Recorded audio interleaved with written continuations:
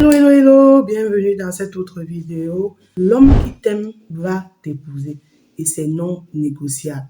On a cette mauvaise conception aujourd'hui selon laquelle pour qu'un homme puisse t'épouser, il faut que tu travailles pour lui, que tu ailles là-bas faire la cuisine, il faut que tu lui offres certains privilèges sur un plateau en or.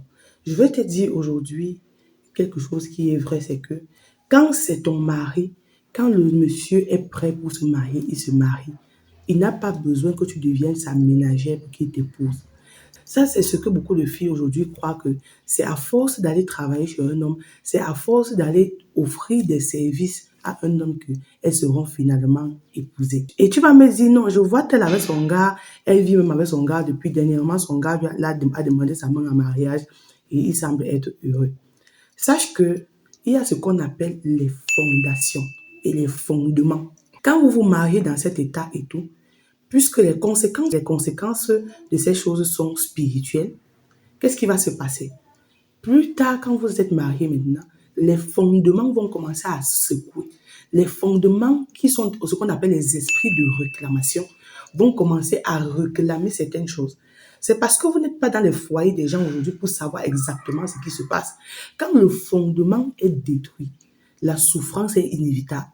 Quand le fondement de quelque chose a été bafoué, les conséquences sont inévitables. Tu forniquais en cachette, vous avez vécu votre petite vie de copain, copine en cachette, personne n'a vu. Personne n'est en train de vous voir. Tu es allé là-bas, tu préparais, tu es devenu sa femme, tu lui as donné les services, les privilèges d'un homme marié quand il n'était pas encore marié, pas de problème. Tu as fait ça, tu t'es marié. Mais à un moment, les esprits de réclamation viennent maintenant pour secouer les fondements. Allez demander à ceux-là, ils vont vous dire. Est-ce que ça veut dire que ceux qui vont se marier vierges ou bien ceux qui vont attendre clairement leur mari de coup de destinée n'auront pas de problème dans le foyer? Il y a des situations et des problèmes partout. Mais sauf que je suis en train de te dire que dans les cas où on a précipité et on a fait les choses qui n'étaient pas selon les normes de Dieu, à un moment, les fondations viennent secouer. Les fondations sont secouées. Et si vous n'êtes pas fort, vous allez lâcher prise. Si vous n'êtes pas fort, vous allez vous retrouver dans les séparations et les divorces. Et vous savez, ce sont des choses sur lesquelles on ne triche pas. La Bible vous dit, vous les reconnaîtrez par leurs fruits. À un moment donné, c'est juste parce qu'on ne veut pas frustrer certaines personnes pour leur demander que racontez-nous un peu comment vous avez commencé la relation. Ma chérie, tu n'as pas besoin d'être la servante d'un homme avant qu'il t'épouse. Il faut garder ta dignité. Je vais prendre par exemple mon cas. Quand j'ai rencontré mon mari, franchement, s'il dit aujourd'hui que c'est parce que je préparais, c'est parce que je lavais la maison, c'est parce que je faisais telle chose, c'est qu'il ment. Parce que ce n'est pas sur ces bases-là qu'on s'est marié.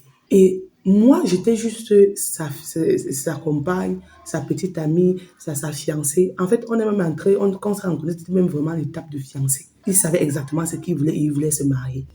Il y a beaucoup de choses que c'est une fois dans le mariage que j'ai commencé à le faire. Et je vais te dire que, et son amour n'a pas changé parce que je ne faisais pas X, je ne faisais pas Y. Tu sais, parfois quand tu vas durcir et que tu vas laisser à un homme le temps de te prouver qu'il est vraiment... Si le mauvais va partir, il y a beaucoup de gars qui veulent partir depuis, mais tu les retiens encore à part tes services. Ils voient que non, quand ils viennent, tu as déjà préparé, tu lui sais à manger. Il ne veut pas se marier, mais il s'est habitué au bon service que tu lui donnes. Et c'est comme ça que chaque année, soit il repousse la date de mariage, soit il ne t'a même jamais proposé, il ne t'a jamais demandé en mariage. Donc, il est habitué à tes services, il est habitué au plaisir que tu lui procures. Mais au fond, il ne veut pas se marier. Si tu veux savoir même s'il veut te marier ou pas, essaye un peu d'arrêter de donner ces services-là pendant 1 mois, pendant 2 mois. Et je lui dis que voilà, je ne veux plus qu'on fasse ceci, je veux plus venir là-bas chez toi et tout ce mois-ci. Tu vas voir, son vrai visage va commencer à se dessiner. Il va voir que non, elle est déjà inutile et je ne sais plus ce que je vais faire avec elle. Il va chercher à te mettre de côté. Il y a une glorieuse, lorsqu'elle était venue à la première conférence de mariage qu'on avait organisée sur le sol de Douala. Après, elle a suivi comment une jeune fille devait se préserver, comment une jeune fille devait vivre. Elle a dit qu'elle est rentrée, elle a dit à son gars que vraiment, je pense qu'on va mettre une pause en ce qui concerne la fornication et tout, vraiment.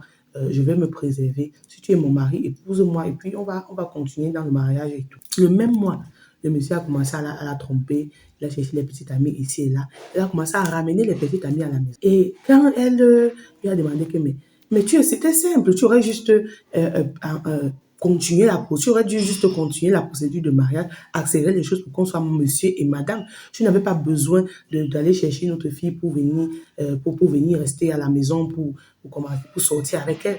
Il a dit que non, moi je n'ai pas... Qui t'avait dit que j'avais les intentions de me marier. Maintenant que tu ne veux plus t'offrir à moi, maintenant que tu veux me couper les ponts, ce privilège, est-ce que tu penses que moi je vais faire comment?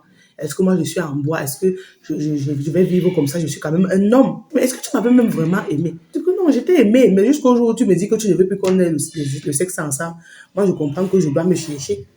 Est-ce que c'était donc un amour vrai? C'était un amour qui était basé sur cet intérêt qui était celui du sexe. La même chose aujourd'hui, si tu vois un gars, si tu veux vraiment le tester, arrête de lui donner certains privilèges qu'on donne uniquement aux hommes mariés. Tu vas voir comment il va te larguer comme une vieille chaussette. Donc, ça, c'est le message que j'avais à partager avec toi.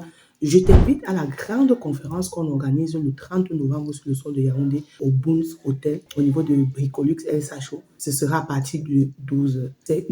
Les mariés sont invités, les célibataires sont conviés à cette conférence à ne manquer sous aucun prétexte. Dans la barre de description, il y a le groupe WhatsApp de la conférence et c'est sur réservation. Donc, lorsque tu entres dans le groupe, ça veut dire que tu as réservé ta place. Et nous aurons des intervenantes de qualité qui vous seront dévoilées au fur et à mesure. Et si tu veux également avoir un teint qui brille, un teint sans tache, je te recommande la gamme de cosmétiques Garenne Cosmétiques. C'est l'assurance et c'est la promesse d'un teint clair, uniforme, sans tache. Donc, commande directement ta gamme.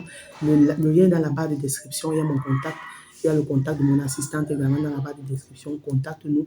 On va te livrer ta gamme. Les gammes sont disponibles au Gabon, à Kinshasa. C'est disponible au Tchad.